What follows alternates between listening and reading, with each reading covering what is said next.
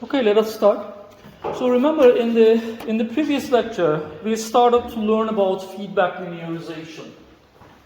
So I have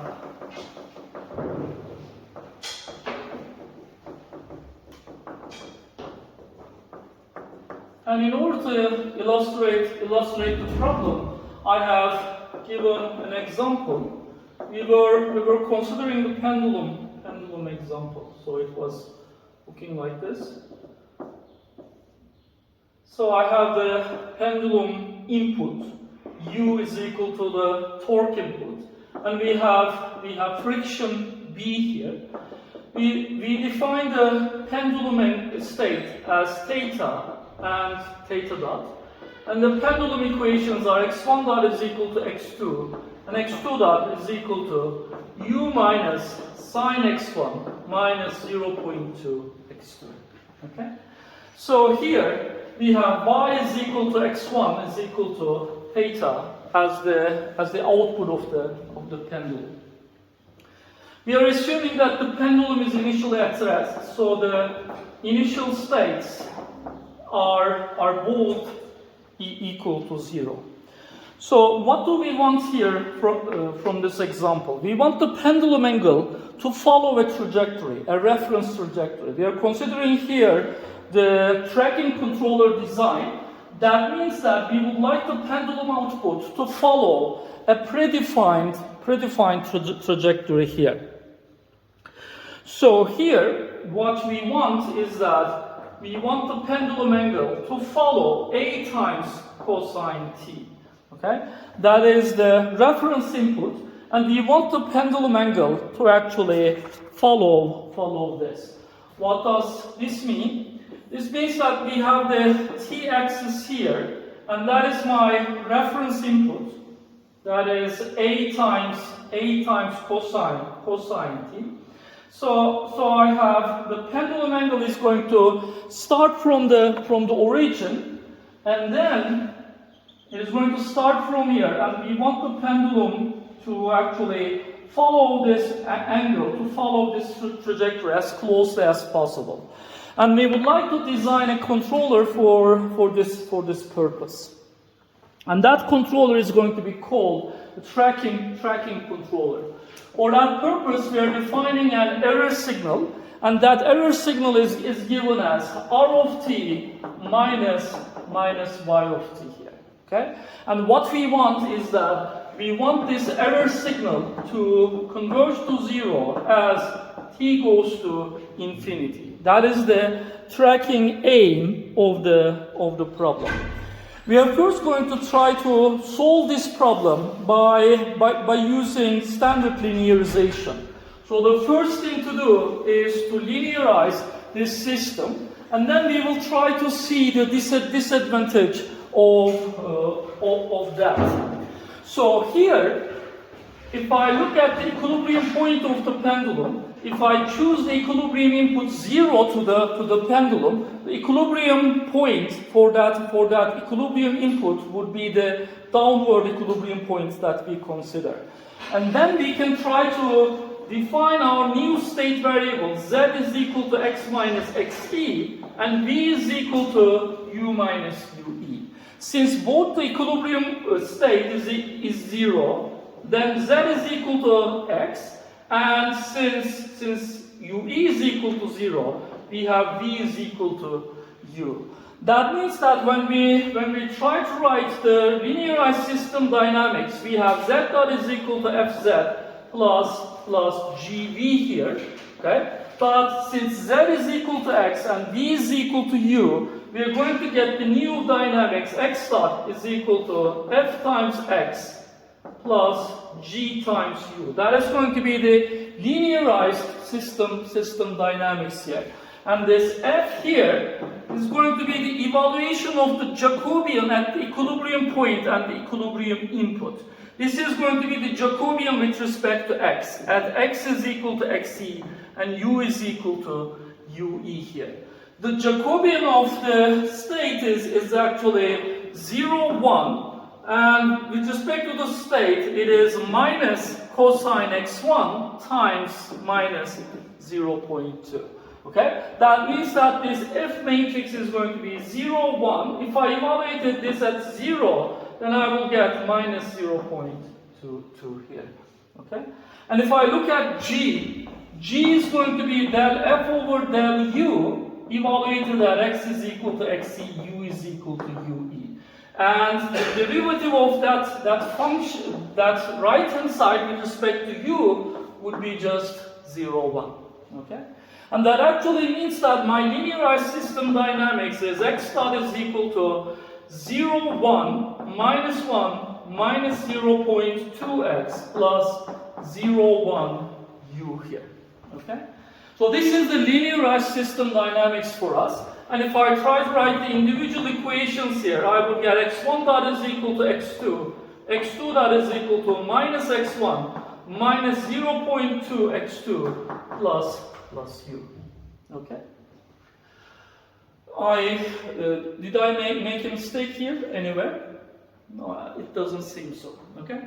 So here we see that what the standard linearization did was just the following thing. It replaced this sine x1 with x1 itself. Okay? So the standard linearization, what it did was the following. So it actually replaced this sine function with its linearization around the equilibrium point. So we replaced the sine function with its linear approximation around the origin. This approximation is quite valid if the state x1 is actually, so this is sine x1 and its approximation. If x1 is in a small range, in that case, this approximation is going to be quite valid. But if x1 is not in this small range, then we might actually lose the quality of this approximation. If x1 takes far values from the origin, then the approximation is going to lose its quality. Okay? So here we are going to use therefore this linearization, but we need to be aware of the quality of this approximation. It's going to actually its quality is actually going to deteriorate when this A is large. If A is small, we know that here there's R of t, which Y of t is going to follow this A times cosine of t, so that this is actually, this red waveform is nothing but it's going to be x1 of t. Okay? It is actually y of t, which is x1 of t, which is going to follow this trajectory. So if A is small, then x1 is going to be close to 0. Okay? So, but if A is large, we are actually going to want this state x1 to follow some x1 values which are quite far away from the equilibrium value 0. Okay? Therefore, if I take this A large in my reference input, then the quality of the approximation is actually going to deteriorate in that case. So here we are first going to be designing our feedback linearization controller without the feedback linearization. We will use standard linearization first, and then we will look at the feedback linearization part separately. We will first see the disadvantage of standard linearization, and then we will learn about the feedback linearization. So here, let us try to design our tracking controller by using standard linearization. So I will start with the following quantities. The first thing that we will do is that we will start with the output equation. Y is equal to x1. That is the equation given to us in the system dynamics. Okay? And then we are going to start taking derivatives of this equation until the input appears on the right hand side. So I have y dot is equal to x1 dot, and x1 dot is equal to x2 according to this dynamics. Okay? So that is going to be x2 here. Still, the input did not appear on the right hand side, and that is why I will continue taking the derivatives. So when I calculate y double dot, it is going to be x2 dot, and x2 dot is going to be, according to this system, it is going to be minus x1 minus 0.2 x2 plus u. So here we see that the input appeared on the right hand side. That is actually why we are going to stop here. The order of the derivative of y at which the input appears on the right hand side is going to be called the relative degree of the system in feedback linearization theory. So here the relative degree is going to be shown as r sub d, and for this example rd is equal to 2 because we needed to take the derivative of y twice until input appeared on the right hand side. Okay? So here, then we are going to be able to use this equation in the following form. Y double dot is equal to minus x1 is y itself, okay, minus 0.2, x2 is y dot. Okay? I replaced x1 and x2 in terms of y, and I have written this equation, plus u. And now I can take all of these other terms on the right, onto the left hand side. Y double dot plus 0.2 y dot plus y is equal to u. Okay? That is the equation of the pendulum, and actually this equation can be actually used to extract the transfer function of the pendulum, but we are not going to be doing that. We would instead try to design this u here. Okay? Remember, control is nothing but selecting the input to the system to make the system behave as we wish. That is why we are going to choose the pendulum input to design a controller in this case. So here we will choose this u in the following form. It's going to be containing a feed-forward path, feed-forward part, plus it will be a feedback error part. Okay?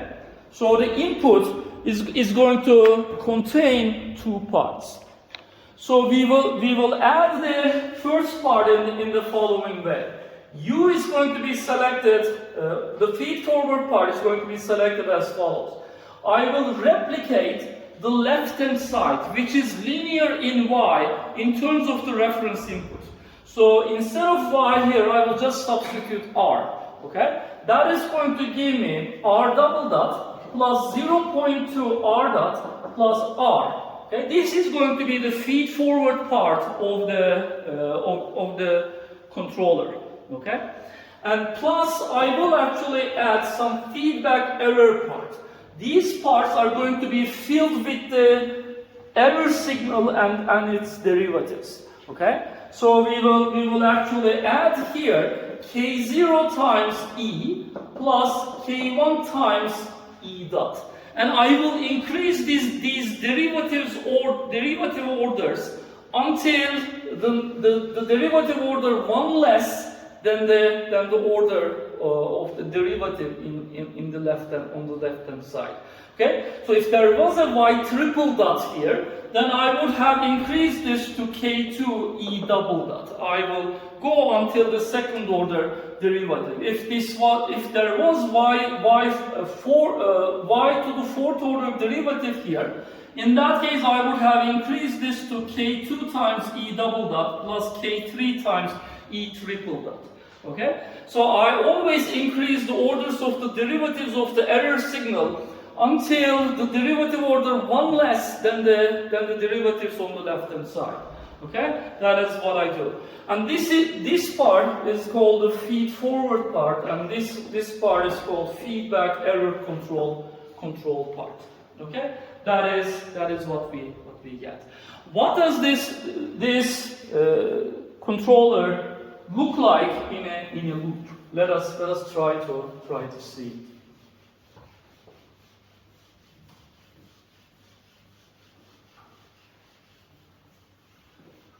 So in a loop, the pendulum system is going to be looking like this. This is the u is equal to torque input to the pendulum, and I have x1 dot is equal to x2, and x2 dot is equal to, there is the pendulum exact equations. minus sine x1 minus 0.22x2 plus u. These are the pendulum equations, and I have y is equal to x1 as the output. This is the output of the pendulum. Okay? So here we are giving this system an input which is composed of two parts. The first part is related to the reference signal. So I have here my reference signal is here, r of t, and this is y of t. So the error signal here is given like this. Maybe I should put this a little bit to the left.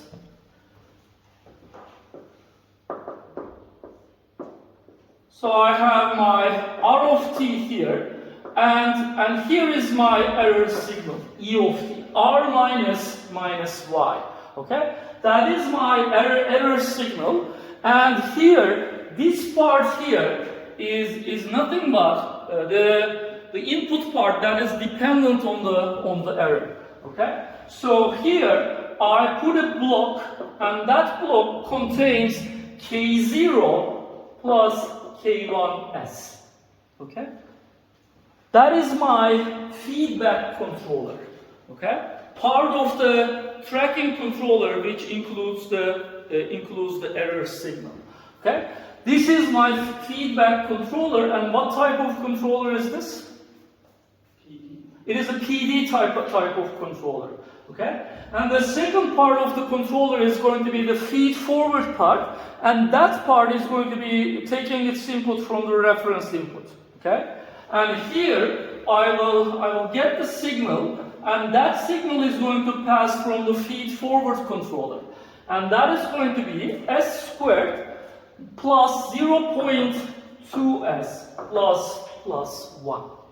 Okay, this is the feed forward controller, and it's going to take the reference signal and it's going to add it to the input of the pendulum. Okay, so this is the overall control architecture that we are trying to design. Okay, so this is the feed forward part of the controller, and this is the feedback error controller. And then we will try to make the system output y follow this reference signal as closely as possible. Okay, so here the controllers came from the design of the input u. Okay, the input was designed by that equation. Okay, so now I can actually substitute this equation back into the earlier equation, which describes the system. Okay.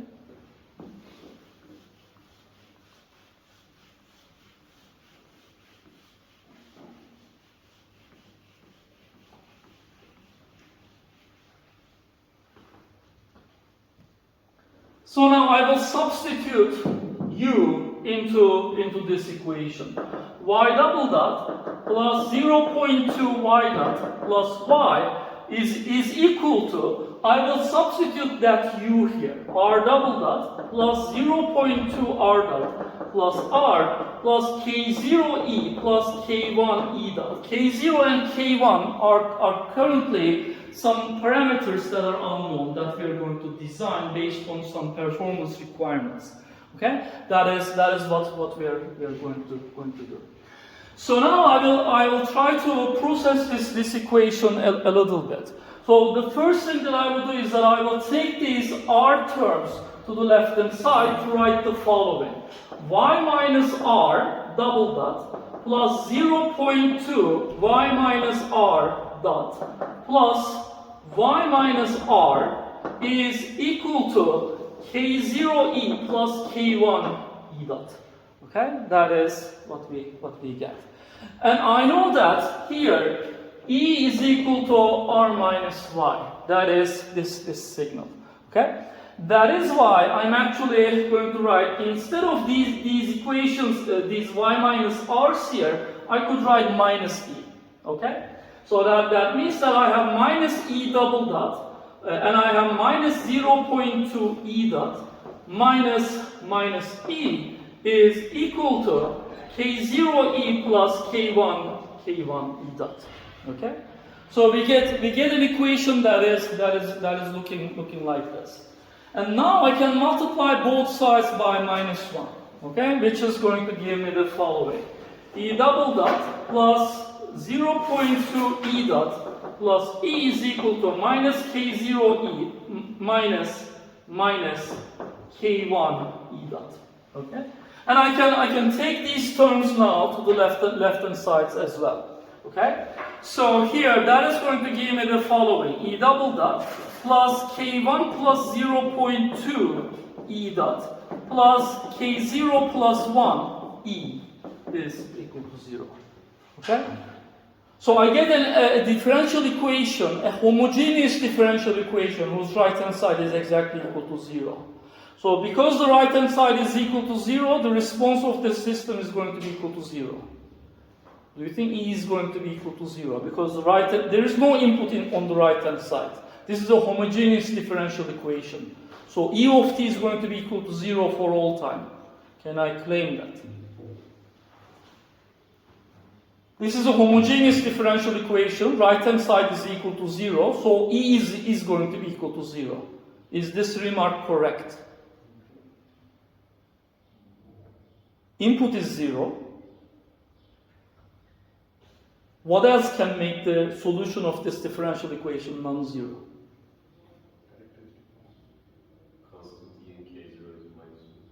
Sorry?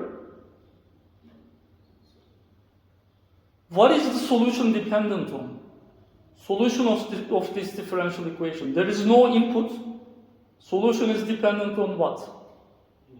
Initial state. Okay? So if the initial condition is non-zero, then E of t might be non-zero. So I cannot claim that E is equal to 0 here. Okay? So I know that here, this differential equation can have non-zero initial conditions, which can make the solution actually non-zero. So I can actually think that this is a differential equation with the following system. So I have 1 over, I have s squared plus k1 plus 0.2s plus k0 plus 1. The input of this differential equation is 0 of t, okay? And the output is the signal E here, okay? So this is like a system with 0 input, but with non-zero initial conditions. The initial error is going to be something non-zero. Okay? This black waveform is R of t, and the red waveform is y of t. Okay? So that means that the initial error is actually non-zero. Okay? And that actually means that we can have a non-zero solution to that differential equation. So here, how can I find the solution of that homogeneous differential equation?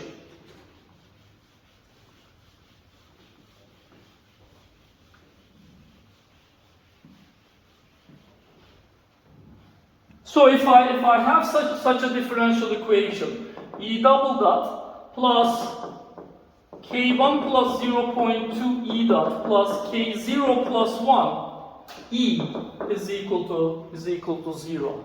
Okay?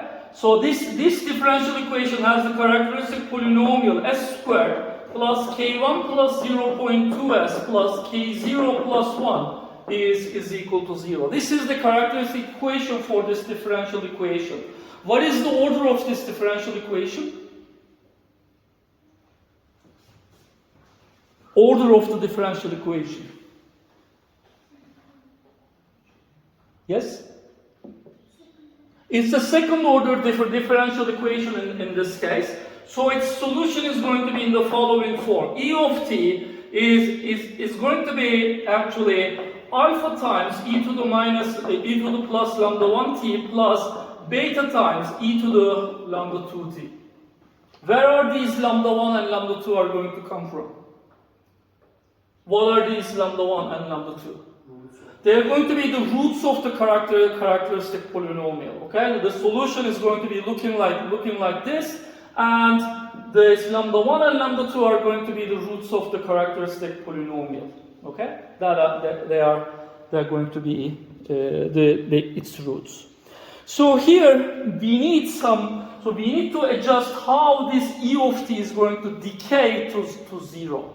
That is why we need some performance requirements on the problem about how E of t should decay to 0. Okay? So here, let us say we have the following performance requirement. Suppose that we want E of t to converge to 0 with the time constant tau is equal to 1 second and omega d is equal to 1 radians per second. Okay? So what does this mean? We want the error signal to decay to 0 with a time constant of 1 second and with some oscillations, with this damped natural frequency. Omega d is equal to 1 radians per second. Okay? So we want this error signal, E of t, to have an oscillatory nature in this case, and we want it to decay to 0 with a time constant of 1 second and with a frequency of oscillations of 1 radians per second. That is omega d, damped natural frequency. Okay? So here, what does that mean on the characteristic polynomial of this differential equation? We are going to convert these requirements into the requirements for the characteristic polynomial, and based on those requirements we will find what k0 and k1 are. Okay? That is what we are going to do here. So here, in general, we want E of t to be in the following form: e to the minus t over tau times alpha sine omega dt plus beta cosine omega dt. Okay? So that is the general form of E of t in this case. Omega d is the oscillation frequency of E of t, and tau is the time constant of the E of t, with which it decays to 0. Okay? So in general, if the roots of this characteristic polynomial, if the roots are sigma plus minus j omega, what type of response, what type of E of t would you expect? If the roots of the characteristic polynomial given like that, if they are sigma plus minus j omega, what type of E of t would we expect? Let us say that these are the roots of the characteristic polynomial. In that case, I would expect the following: E of t to have the following form: e to the sigma t plus, and I have here some alpha times sine of omega t plus beta times cosine of omega t. Okay? In general, of course, these alphas and betas can actually change, but here, if I have these pole locations, then this is going to be the form of the response here, E of t. Okay? So here, so what is the relationship between the real part of the pole and the time constant, do you think? It is going to be the reciprocal in that case, okay? So if I have the pole locations here, this is my complex plane, real of s, imaginary of s. The time constant is going to be this reciprocal of this distance, okay? So here, this distance of the poles from the real axis would be minus 1 over, the distance is 1 over tau, okay? So here tau is in seconds, so 1 over tau is going to be in frequency domain, which is going to be in the same plane as s here, okay? So here, the real parts of the poles should be minus 1 over tau. What about the imaginary parts? What is going to determine what about the imaginary part? Imaginary parts are going to determine the frequency of oscillations of E. And here, those oscillations are characterized by this damped natural frequency, omega d is equal to 1. Okay? So we have j omega d minus j omega d here. Okay? So if you want E of t to decay with time constant tau is equal to 1 and frequency of oscillations 1 radians per second, then the pole locations should be minus 1 over tau plus minus j omega d. Okay? Suppose that somebody asked us to design E of t such that it doesn't oscillate, and let us say that it decays with the same time constant. If I don't want any oscillations in E of t, if I want it to decay to 0 without any oscillations, in that case, how should I choose my pole locations? I need to choose them as real poles without their imaginary part. I can choose them all at the same place, or I can choose one dominant pole, and the other ones can be to the left of the dominant pole. Okay. So here, but we are given here the fact that we want tau is equal to 1, and we want omega d is equal to 1 radians per second. So where should I choose the roots of the characteristic polynomial? What should be S12 for this example? It should be minus 1 plus minus j. These should be where my error system dynamic poles should be located. Okay? And what is the polynomial whose roots are these desired poles? So if I try to write d of s, the desired polynomial that I would like the characteristic polynomial to be equal to, it is going to be s plus 1 squared plus 1. This is the desired polynomial for us. Okay? So here I'm going to write this as s squared plus 2s plus 2. This should be equal to the characteristic polynomial of the error signal. Okay? Choosing k0 and k1 such that the roots of the characteristic polynomials are these desired poles is called in control as a pole placement. Okay? You might have heard this before. In state space systems, we do it all the time. So choosing k0 and k1 such that the roots of the characteristic polynomial are at these locations is called to be pole placement. Okay?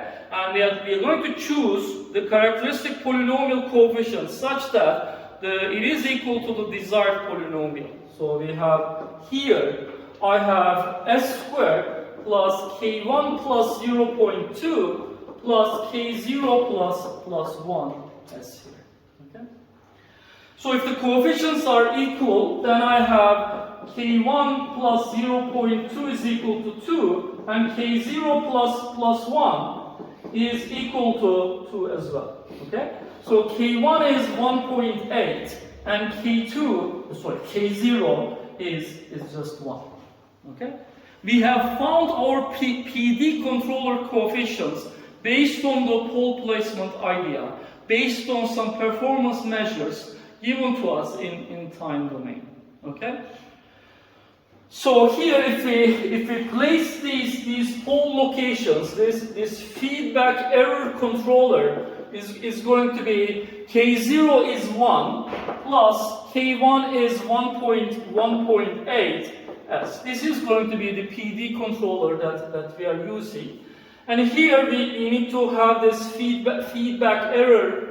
forward controller.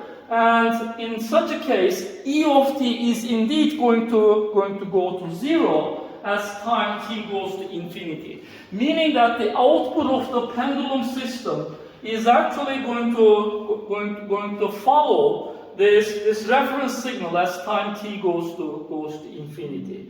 And here we know that this E of t is going to also oscillate just a little bit before it converges converges to the desired depth. So we might possibly this thing is going to go above this a little bit, and then by oscillating it's going to converge to the desired trajectory. This is called tracking controller design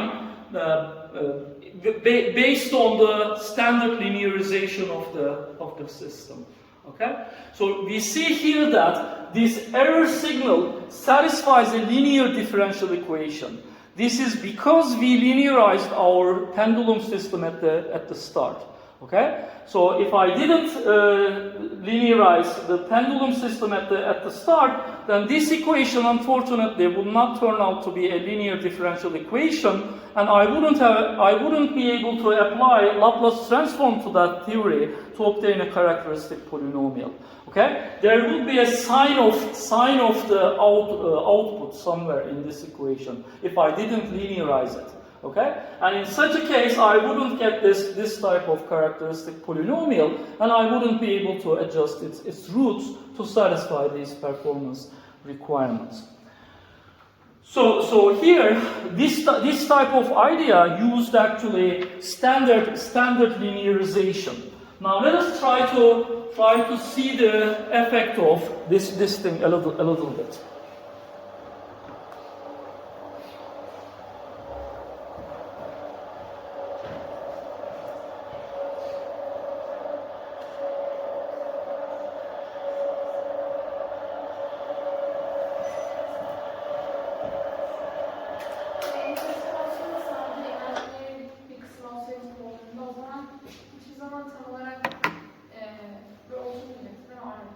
Efendim?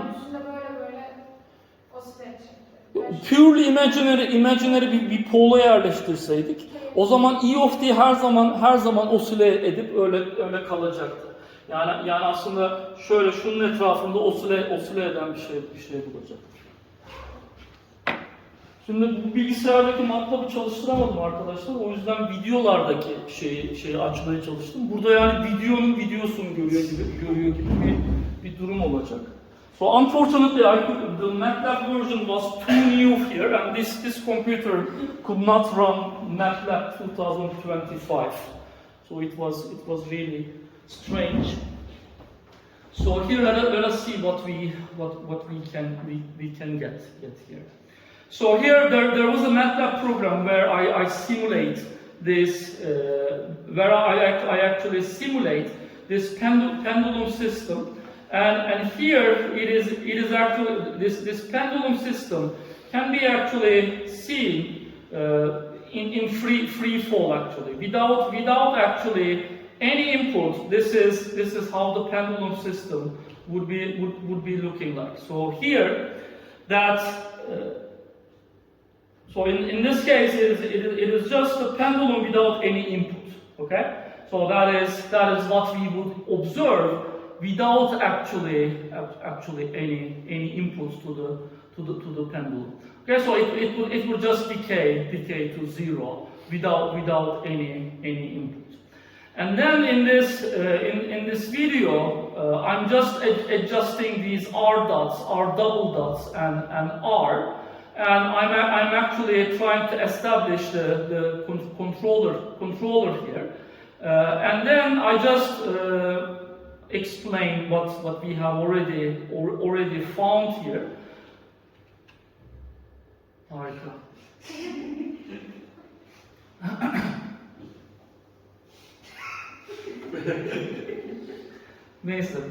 So we can continue just a little bit until the next advertisement. So here is our standard linearization controller. And I'm actually what I'm doing in this video is that so I'm just setting the pendulum input here to what we have already found. So it's just these error signals here. This is error dot, and this is the error itself. And here I have R double dot, R dot, and R itself. Okay. And then we choose a small a value here, and this a value initially is at 1.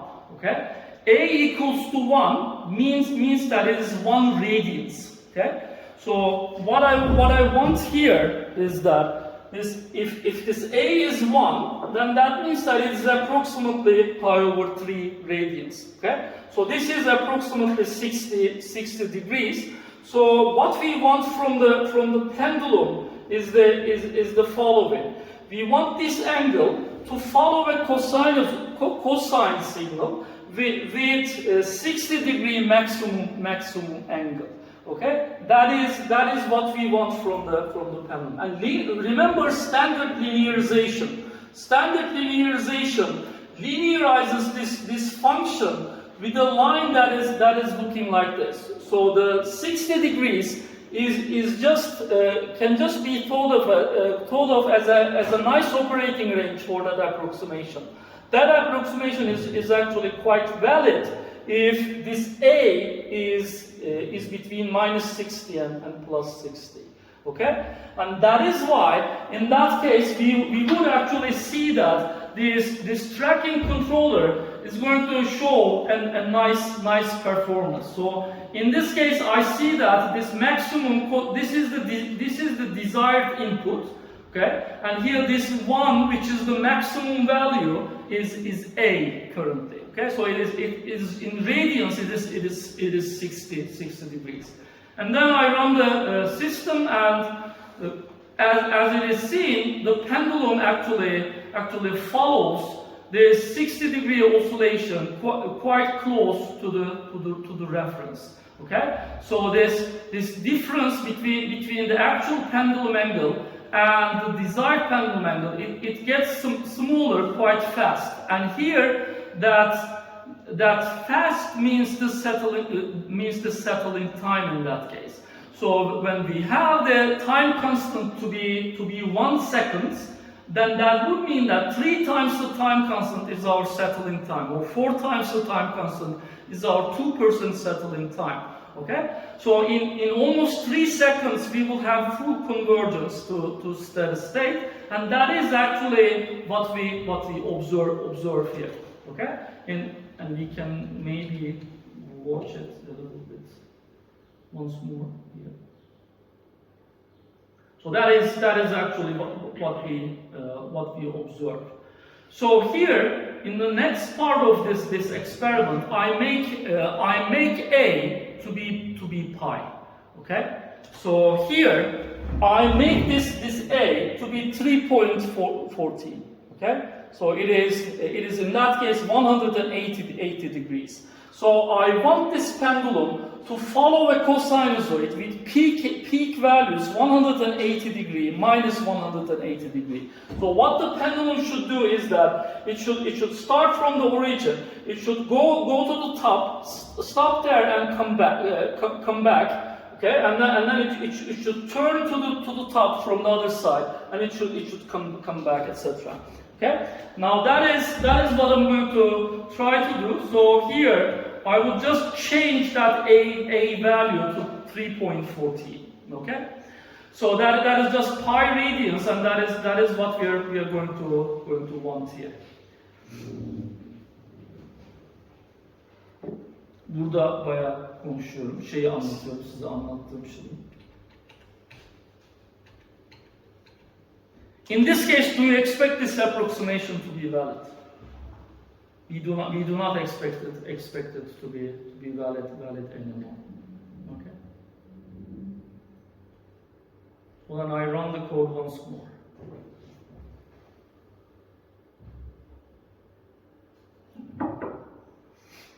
Bu yeni ders anlatış şekli benim.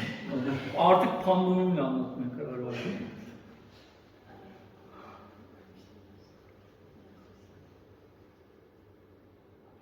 So what is happening? It is no longer going to zero. Unfortunately, error is no longer going to zero.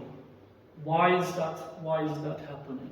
Because this approximation does not hold anymore, and the torque values that we find there are no longer accurate anymore. Okay, that is why we see the pendulum actually exceeding its desired value, and it is never settling at the desired angles anymore. Okay, So this is what the standard linearization causes here. Standard linearization is limited in a small range around operating point, and if that range is exceeded, in such a case we would start to get errors. Okay, so that is why we have the concept of feedback linearization. In feedback linearization, we will actually learn to design a tracking controller without actually using standard linearization. And we would see that by using feedback, we would be able to exactly linearize a nonlinear system in some cases. So the linearization is going to be actually exact in that case by using a feedback. And because the linearization is exact, it's not going to have this type of limitation in that case. Okay? That is going to be in the second hour. Let us give a break. We can meet back at 4:45. 4. 4:45 geçe tekrar buluşabiliriz.